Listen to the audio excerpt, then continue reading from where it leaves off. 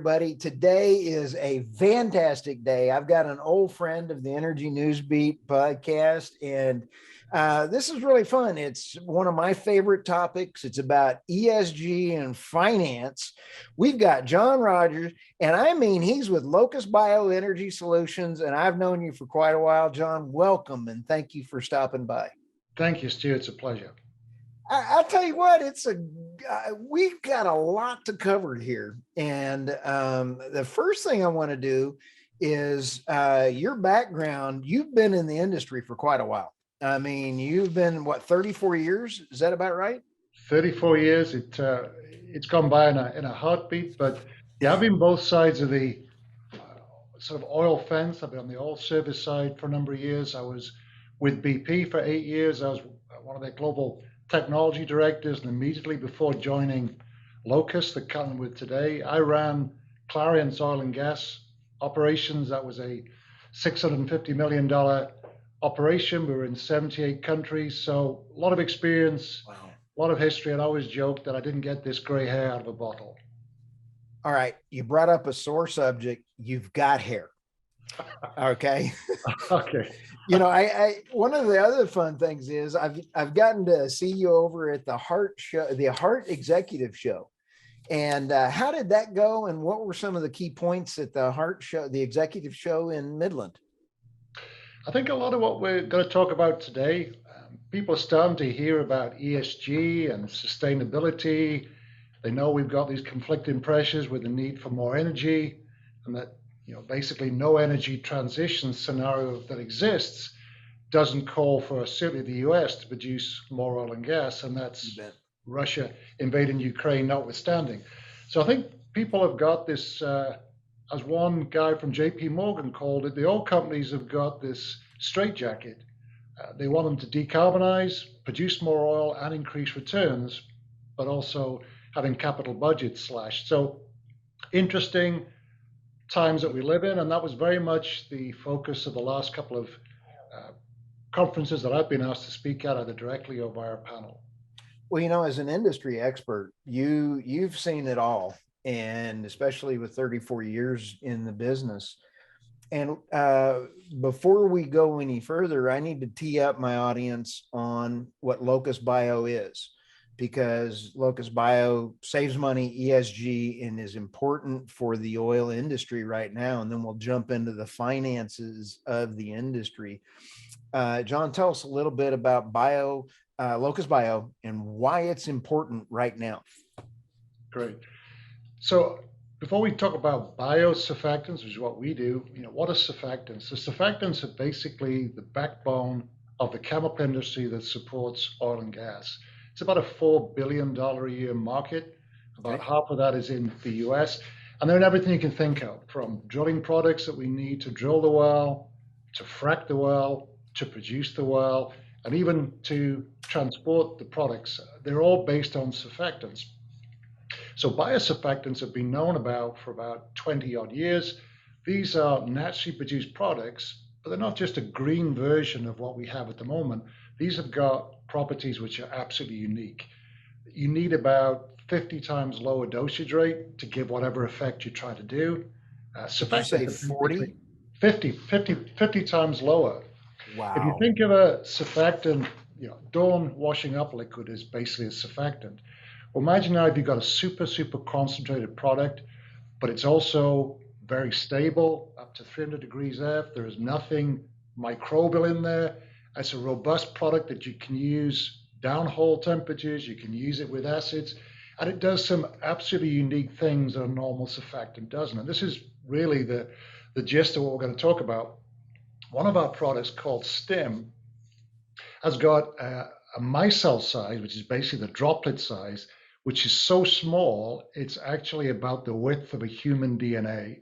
A normal surfactant is about 50 times larger. The so what is it can penetrate into the microfracks where a lot of the shale oil that we're not recovering at the moment is trapped because of tremendous capillary pressures.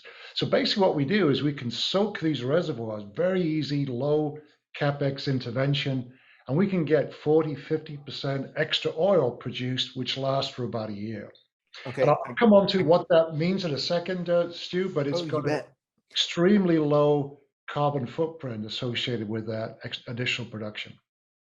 Okay, this is cool. I'm sorry, I'm getting excited because I've got so many oil and gas customers. I got oil field and I got E&P companies. You just said 40 to 50% more oil. You said 50% less fluids, so you don't have the waste of the fluids going away. And with the demands of the oil that we need to produce, you've got the stem at a human DNA size. Can this really help existing wells when you do a workover rig on a well, on an existing well? Absolutely, and we've got some great case histories. So one of the things that I think we should look at is, first of all, this will work on any well. It will actually Okay. mobilize more oil from any well. It's easy to pump in. You don't need expensive equipment. You don't even have to pull out the internals of the well to apply the chemical. You pump it down, it soaks, comes back, it liberates that oil. So the one thing that I would say is if you look at where we are at the moment, maybe just take a step back to say, I mentioned before about companies being in this financial strait jacket that they're in. I mean, the last time it all was $100 a barrel was back in 2014.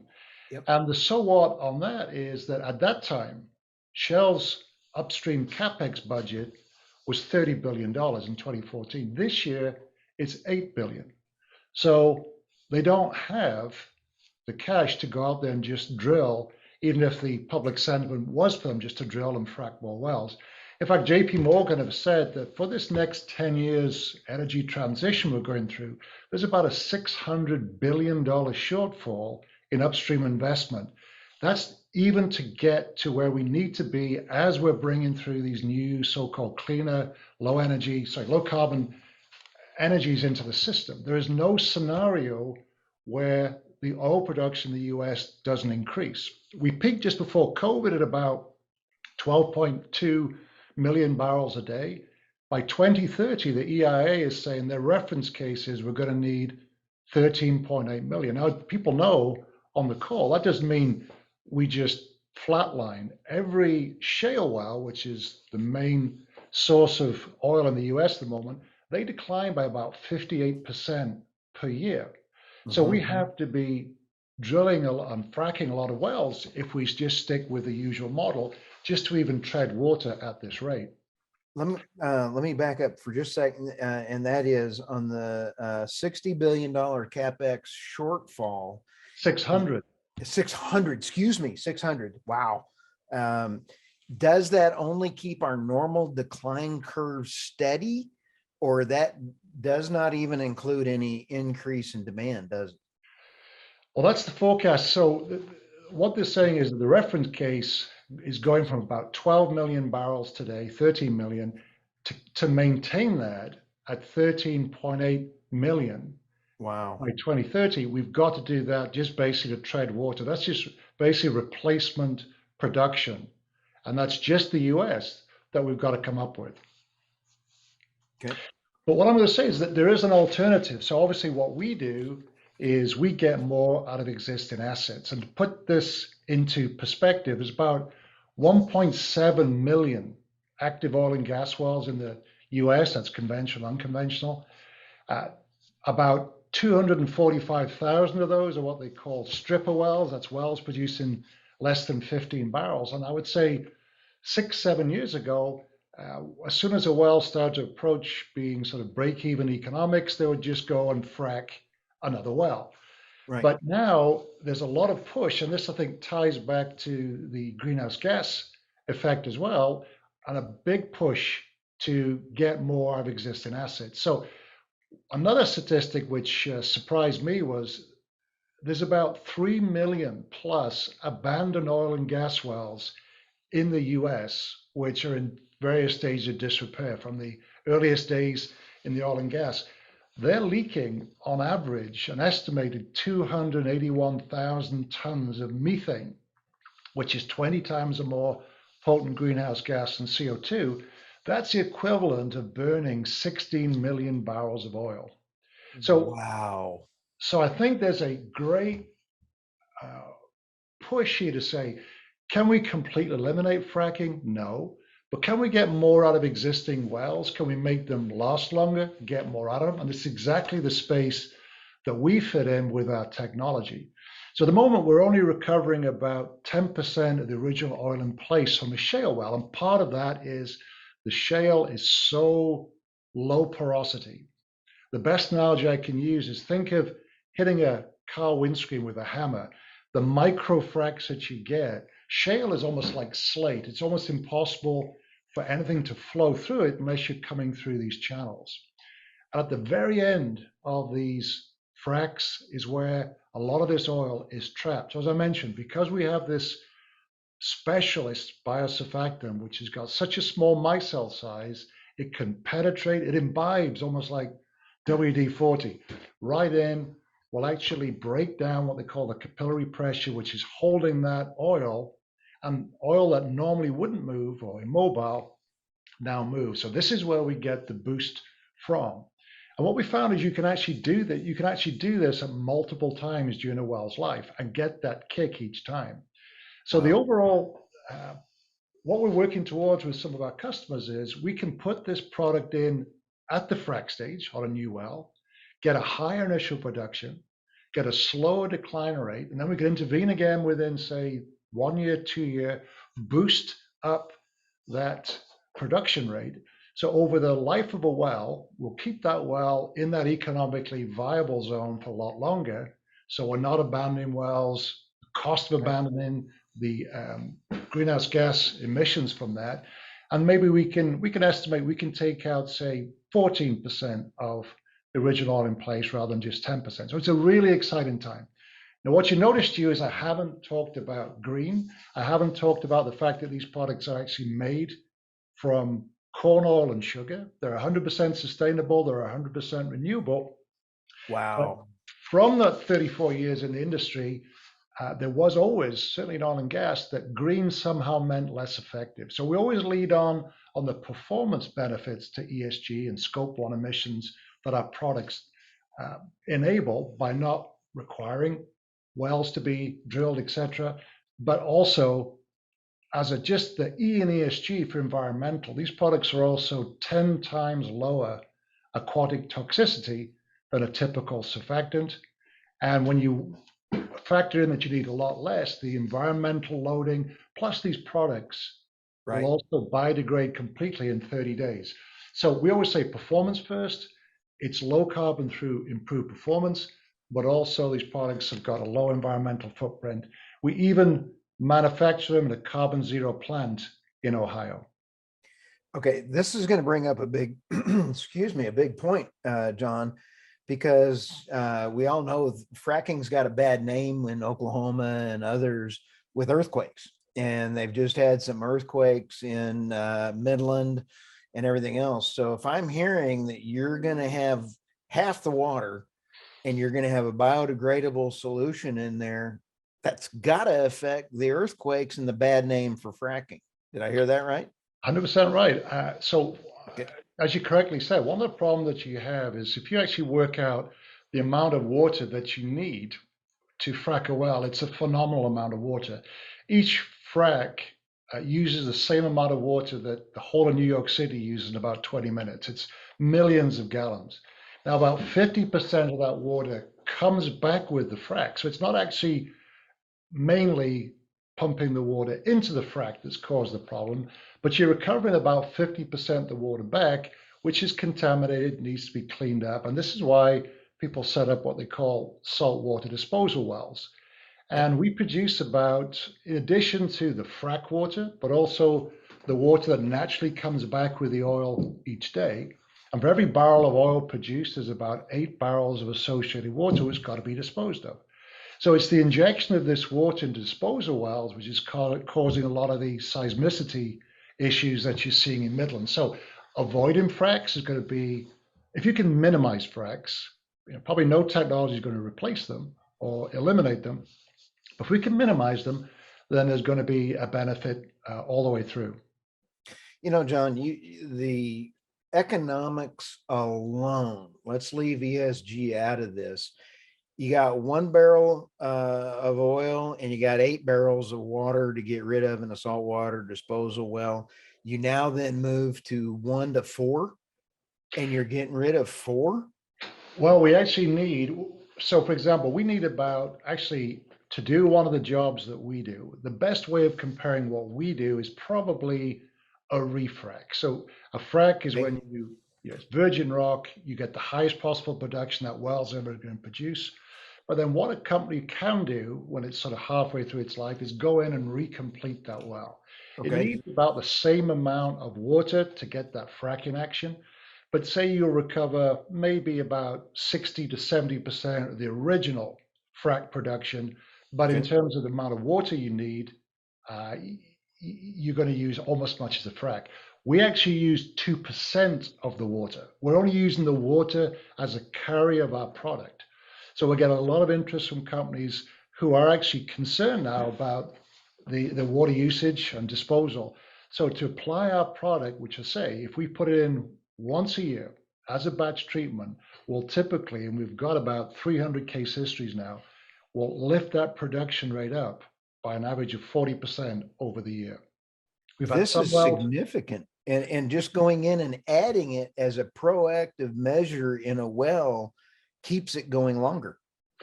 Absolutely, we can kick that can down the road of P&A. This will work on wells that are doing 15 barrels a day. It will work on wells that are doing 100 barrels a day. So Wow. what we believe is we've now can potentially offer the industry another tool in the toolkit in addition to just fracking, refracking, or some of the really capex intensive like CO2 flooding and miscible gas, etc. Is Locust Bio just running amok with business right now? We have got a lot of interest. It's a good problem to have. We have some partners up in the back end called Credence, and they have a great relationship with their customers, and we're now expanding our treatment throughout. So yes, we're getting a lot of interest and a lot Yeah. of pull, and as I mentioned, very nice problem to have. Uh, yeah, go figure that. Putin did very well, and then the administration cutting out pipelines and everything else. So the whole price of oil is going through the roof. Has got to help with the drilling, and we're going to need it. That terrible crisis in Ukraine right now. Oil was going to go up even if it wasn't because of the finances and the ESG folks cutting the capital, and all of your stats on the capital hit every single one of my hot points. You stole all my thunder on the investing questions because we never even got to ESG, and you flat out made this a financial decision that was great for the operator. It was great for the saltwater disposal well folks. I mean, you can't buy this kind of entertainment. Well, thank you. You mentioned when we had our sort of pre-chat about companies that are accused of things like greenwashing, etc. And I thought that's a good point to bring up because I do think there's an important point to be made on that. So I don't know if you're aware, but there's an open access publisher called PLOS. They published a study this month where they tried to say, are people actually decarbonizing? Is there one hymn sheet that people are singing of? And they Right. basically said, no, everybody is using terms like climate, low carbon, transition in annual reports, but there's no unified strategy around decarbonization. And there's one point. You will have a company that maybe say, hey, we are bringing in electrified frac vehicles. Perfect, great. But realistically, that's only going to address climate change if the electricity that's powering that fleet is actually coming from a clean, renewable source. So one of the things that I always say, again, having been in the oil business so long, I think what we need, it's very much a personal opinion, on the ESG side is basically one consistent sustainability roadmap. We've done it in the industry with safety. When I started off in the industry back in the late 80s, I was based in Aberdeen, and we had the people old enough to remember this, the Piper Alpha tragedy. And one of the big findings from that was basically a platform that exploded in the North Sea in 88 with a tremendous loss of life. But one of the things, the investigation they realized was that a lot of contractors were coming out to that platform, and each one of them had its own safety system. And it was only really when the big companies took the lead by saying, no, we're going to have one consistent safety standard that you have to meet, otherwise you cannot be a contractor. Personally, I believe we have to do something like that where the people who truly can offer products that are carbon neutral, or they Right. can offer products that truly do have the scope one. Somehow we've got to monetize that in the same way that having a top class safety system back in the day cost money. And the companies that chose not to have the top notch system obviously had a cheaper supporting structure, and they could sometimes be the cheapest one on the bid. So I think the industry has got to do something along those lines and standardize and start choosing their suppliers, not just on cost, but on the true commitment to the greening and the decarbonization. And actually, when the industry values it and even pays a premium for it, then you'll see a rapid change in the things that people are looking for in the low carbon transition. That is absolutely fabulous. And John, when you sit back and take a look, I've always said that without accountability, there is no ESG. And so with your clients, you can provide stats. I mean, hard stats of their ability to implement ESG programs. Is that a fair statement? It's a fair statement, but I think uh, it's coming for sure, Stu. But is it first and foremost now on contracts that are going out to bid? I would still say now, even at $100 a barrel, it's still going to be what do I need to put in terms of a chemical or whatever Right. to keep me compliant, but at the minimum cost.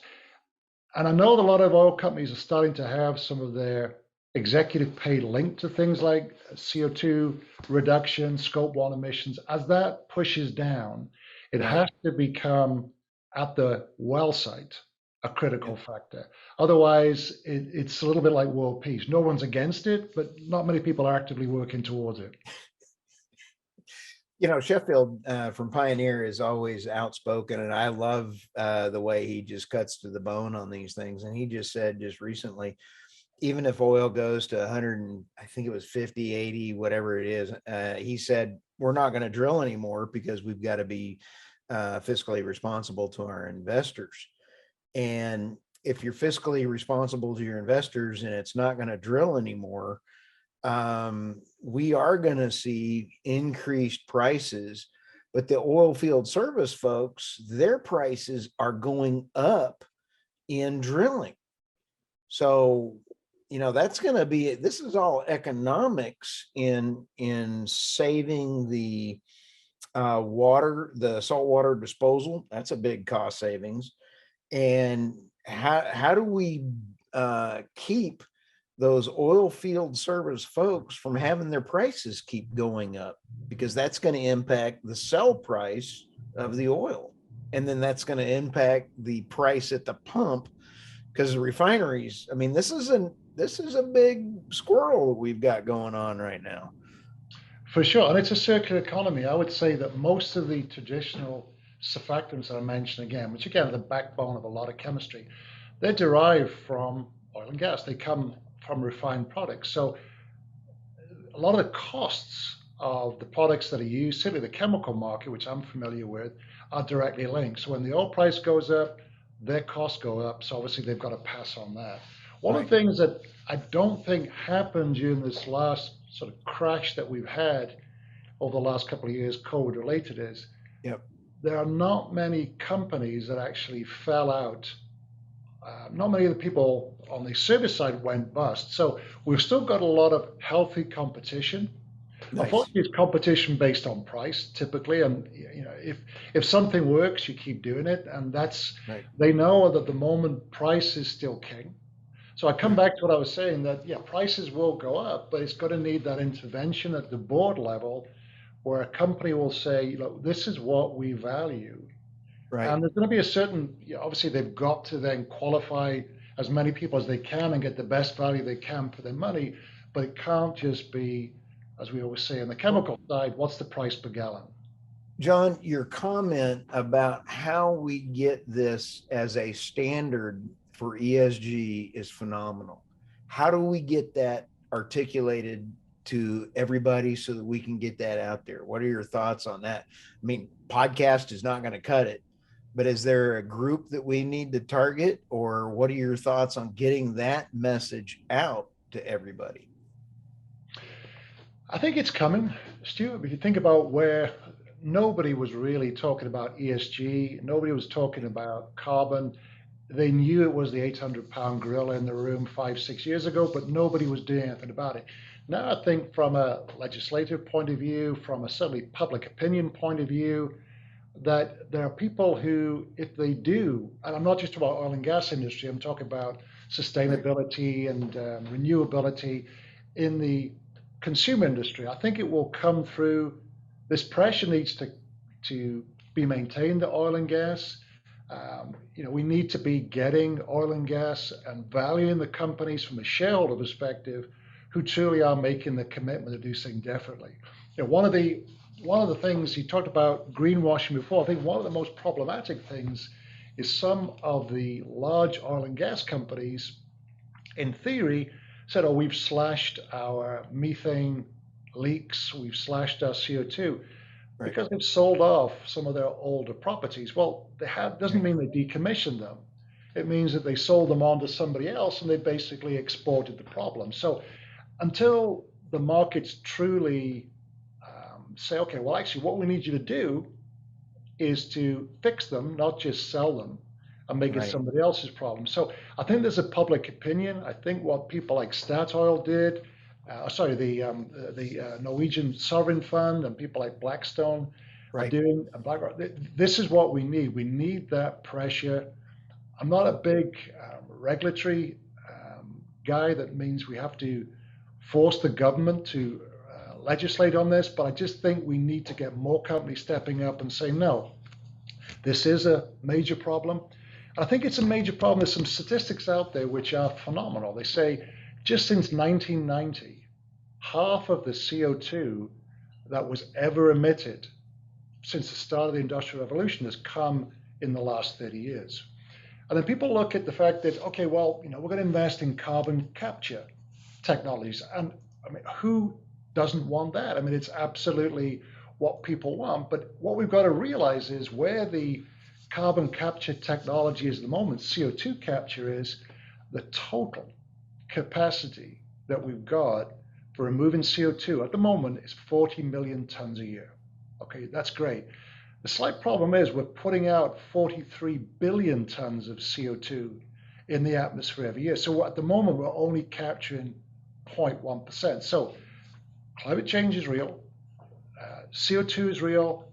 I think the only way for the short, medium, and long term is to have what we're getting now, public opinion, shareholders and investors, to push the companies to basically have the practices that will make an impact on these challenges, certainly for my children, my children's children. John, you are so refreshing with all these stats, these numbers, these facts. It's kind of hard to have an argument with you on any of this. This is kind of cool. So you've got the next steps here. Can you take about a couple minutes, give me your industry thoughts, what's coming around the corner for Locust Bio, and tell us what you think is going to happen in the short run? Well, certainly what we're doing is we are now finding that if we partner with the oil and gas service companies, Right. again, we'll start off by improving their performance, so boosting what they do at the moment. I think this is the quickest way for us to introduce this novel technology to the market. So it's a little bit like from the car analogy at the moment, predominantly combustion engine, everyone wants to move to electric, the Tesla, but maybe we have to go through the Prius first of all. Maybe we have to go to the hybrid, which is going to be existing chemistries, but we either make them do more, so you use less, and then eventually I think we can offer a range where these products are completely bio, uh, Nice. sustained. We can do that today. What they're going to be renewable, sustainable, but most of all, they're going to be effective. So It's for us, it's about educating the market, and this is why, Stu, I'm so grateful for you for this forum to have this conversation and let people know. And then we get some feedback and we can share data with people and how we can actually make more money whilst we are also improving their ESG profile. Yep. So we're doing that. We're going to the oilfield service companies. These are the people that are connected into 80, 90% of the market. If we can convince these technical experts in these companies and they see the value, they've got the credibility with the oil and gas companies. They've been supplying them for a number of years. This is the fastest way for us to get our products understood and accepted and deployed at scale. Well, John, this is so cool. And I would love to have you back if you have any announcements or anything else. And for my listeners out there in the show notes, we will have all of your contact information, everything about Locust Bio and how to get a hold of you and all those kind of things. And John, thank you I've enjoyed, we've had several podcasts together and I just really appreciate your time, your industry knowledge and your expertise. And I'm jealous on your hair. I got nothing else on that one, man. Thank you very much. All right. Thanks, Stu. It's a pleasure. All right.